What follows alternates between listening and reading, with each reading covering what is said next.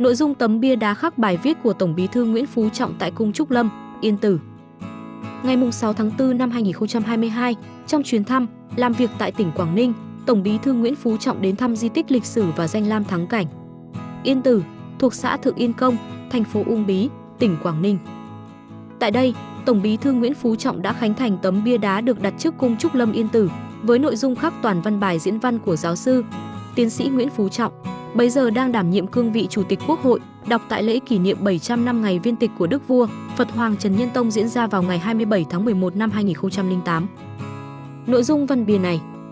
Đức Vua, Phật Hoàng Trần Nhân Tông 1258 đến 1308.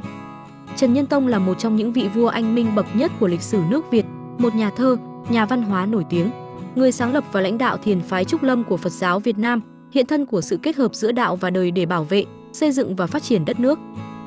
Ngài là vị vua thứ 3 của triều đại nhà Trần đầy hiển hách 1225 đến 1400, người có vai trò đặc biệt quan trọng trong công cuộc giữ nước và dựng nước ở thế kỷ 13.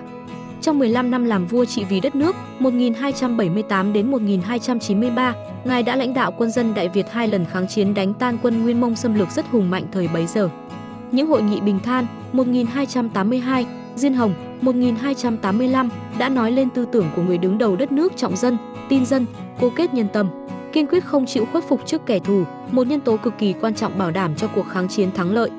Năm 1293, khi Trần Nhân Tông 35 tuổi, Ngài quyết định nhường ngôi cho con, lui về làm Thái Thượng Hoàng, sau đó xuất gia tu hành, lập ra thiền phái Trúc Lâm Yên Tử, một phái thiền rất đặc sắc, tích cực nhập thế và riêng có của Việt Nam.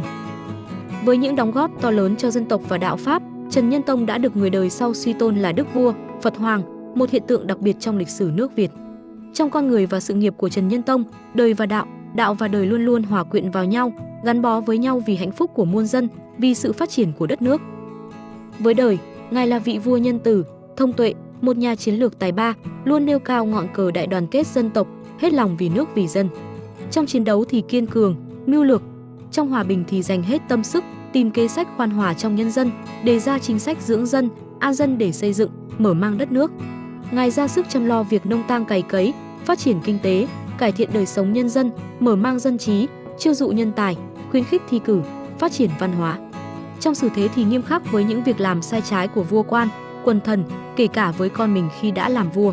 Khoan thứ cho người có lỗi đã biết hối cải, xóa bỏ mọi tị hiềm, tập hợp mọi người chung tay xây dựng đất nước. Với nước ngoài thì thực hiện chính sách kết tình giao hảo, hòa hiếu lân bang, mở mang bờ cõi, nhằm giữ nền hòa bình lâu dài cho đất nước. Với đạo, Trần Nhân Tông là vị thiền sư đắc đạo, có nhiều triết lý sâu sắc, khéo kết hợp lấy giới đức, định đức, tuệ đức làm nền tảng để xây đời. Việc xuất gia tu hành của Ngài không chỉ giản đơn để tìm giải thoát cho cá nhân mà cho cả dân tộc. Ngài chủ trương qua tín ngưỡng Phật giáo để nuôi tâm, trí, đức, dạy đạo làm người, bồi đáp tính độc lập, tự cường, phát huy sự thuận hòa trong nhân tâm trăm họ, tạo ra sự hòa hợp quốc gia, hòa hợp vua tôi, hòa hợp cha con, hòa hợp vợ chồng, gia đình, tạo cội rễ cho sức mạnh lâu bền của đất nước. Người có ý thức rất rõ trong việc mượn đạo để xây đời và qua đời để dựng đạo, đạo và đời luôn gắn bó với nhau.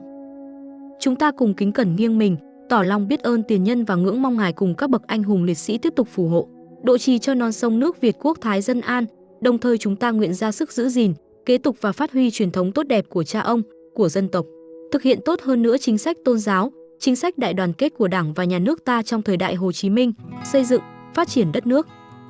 Tôi tin tưởng rằng toàn thể dân tộc Việt Nam sẽ mãi mãi sắt son chung sức chung lòng xây dựng và bảo vệ Giang Sơn gấm vóc nước Việt muôn vàn yêu quý của chúng ta ngày càng vững mạnh. Nối tiếp tư tưởng cư trần lạc đạo, hòa kỳ quang, đồng kỳ trần của Đức Vua Trần Nhân Tông và tư tưởng đại đoàn kết dân tộc của Chủ tịch Hồ Chí Minh. Thực hiện tốt đường hướng hoạt động đạo Pháp, dân tộc, chủ nghĩa xã hội của Giáo hội Phật giáo Việt Nam. Góp phần cùng toàn dân xây dựng một nước Việt Nam ngày càng giàu mạnh, xã hội công bằng, dân chủ, văn minh, có vị thế xứng đáng trên trường quốc tế.